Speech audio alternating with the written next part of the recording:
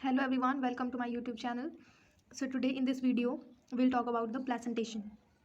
So placentation is the arrangement of ovules within the ovary. So before placentation, we have studied many arrangements like estivation. So in that we studied the arrangement of sepals or petals in the floral bud, and before that we studied the inflorescence, in which we studied the arrangement of flower on the floral axis, and before that there was venation, that is the arrangement of veins and veinlets on the leaf. So this one is the last arrangement in this chapter. So the arrangement of ovules, which later forms the seed within the ovary, or an ovary forms the fruit. So the arrangement of ovules within ovary means the arrangement of seed within a fruit is known as placentation. The placentation are of different types, namely marginal, axial, parietal, basal, central and precentral.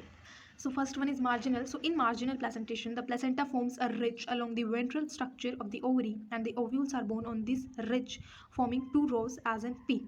So marginal presentation P में present होता है, सारे ovules, सारे seed जो होते हैं वो एक मार्जिन में प्रेजेंट होते हैं. Then, when the placenta is axial and the ovules are attached to it in a multilocular ovary, the placentation is said to be axile, as in China rose, tomato and lemon. So, हमने ये पहले पढ़ा था. So last video में हमने देखा था multilocular ovary और यूनिलोक्यूलर ओवरी में क्या डिफरेंस होता है, जो कि हमने पढ़ा था गायनोशियम में.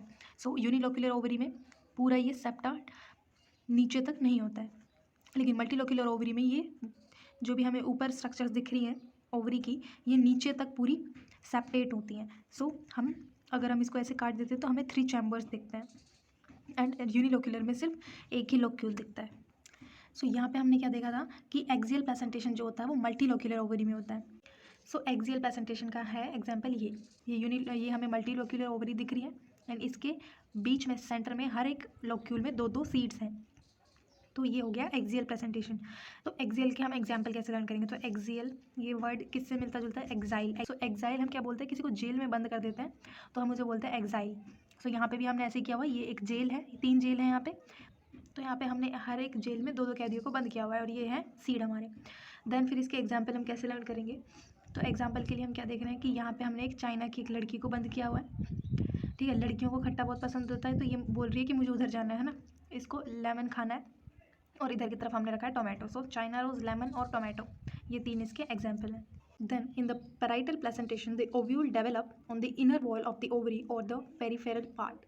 Ovary is one chambered, but it becomes two chambered due to the formation of a false septum. Example: mustard and argemone. तो parietal placentation में हमने क्या देखा कि एक तो इसमें false septa प्रेजेंट होता है. तो parietal है, parietal में हम क्या देखेंगे कि इसको हम याद करेंगे कि पेरेंट्स की मार. तो पेरेंट्स क्या सोचते हैं कि बच्चों को पीट देंगे तो फिर उनको अकल आ जाएगी, लेकिन ये क्या है, उनकी गलत फहमी है. सो फॉल्स सेप्टम है, यहाँ पे फॉल्स सेप्टम मिलेगा हमको. ठीक है, देन पेरेंट्स की मार से हम याद करेंगे MAR, एम से मस्टर्ड, A और R आर्जीमोन. सो इसमें दोनों आ रहा है, इन दोनों से मिलेगा आर्जीमोन. एंड यहाँ पे सीड जो होते हैं पैराइटल पेरीफेरल रीजन पे हमारे सीड्स प्रेजेंट होते हैं 2-2.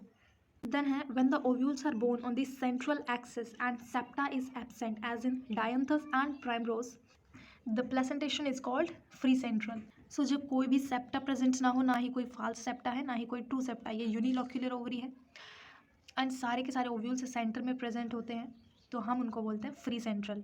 तो इससे पहले हमने एक्सियल में क्या पढ़ा था, सबको ऐसे जेल में बंद कर दिया था. तो यहाँ से ये इनकी क्या जंजीरें हटा दी. तो जंजीरें हटाने के बाद क्या कर रहे हैं, वो बहुत प्राइड फील कर रहे हैं. सो इससे हम याद रखेंगे प्राइस हो जाएगा प्राइमोस, एंड ड से हो जाएगा dianthus. Then in basal placentation, the placentation develops at the base of the ovary and a single ovule is attached to it, as in sunflower and marigold. So basal placentation है, इसमें base पे ovule present होते हैं. तो बच्चे क्या होते हैं, बच्चे नीचे ज़मीन पे बैठ जाते हैं, जैसे ऐसे यहाँ पे इसका ओव्यूल नीचे बैठा होता है. तो बच्चे क्या होते हैं, मासूम होते हैं. तो हम MA से याद करेंगे मैरीगोल्ड, एंड सम से याद करेंगे सनफ्लावर. देन हमारा आता है fruit. So the fruit is the characteristic feature of the flowering plant.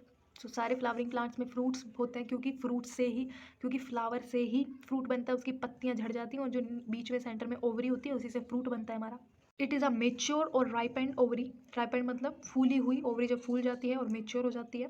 Developed after fertilization. So fertilization के बाद ही ओवरी बनती है. So developed after fertilization. If a fruit is formed without fertilization of the ovary, it is called as parthenocarpic fruit. So कई fruit ऐसे भी होते हैं जिनमें फर्टिलाइजेशन ही नहीं होता, उनको हम बोलते हैं पार्थिनोकार्पिक फ्रूट। मतलब कि कोई फर्टिलाइजेशन नहीं हुआ, हमने सिर्फ इंजेक्शन लगा दिया और उसी से ही वो फ्रूट बन गया।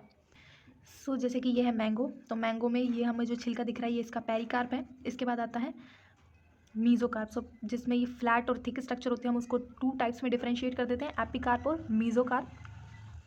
बाहर की लेयर को मैंने बोल दिया एपिकार्प, अंदर वाला मीजोकार्प है जिसको हम खाते हैं। देन उसके अंदर है सीड और यहाँ पे होता है इसका ये एंडोकार्प है।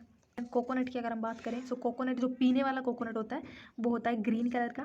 सो ग्रीन जो थिक और प्लेन स्ट्रक्चर होती है वो होता है उसका पेरिकार्प। उसको हम फोड़ देते हैं, उसके अंदर जब ये मेच्योर हो जाता है तो यहाँ पे ये फाइबर्स हैं, तो इस फाइबरस पार्ट को हम बोलते हैं मीजोकार्प।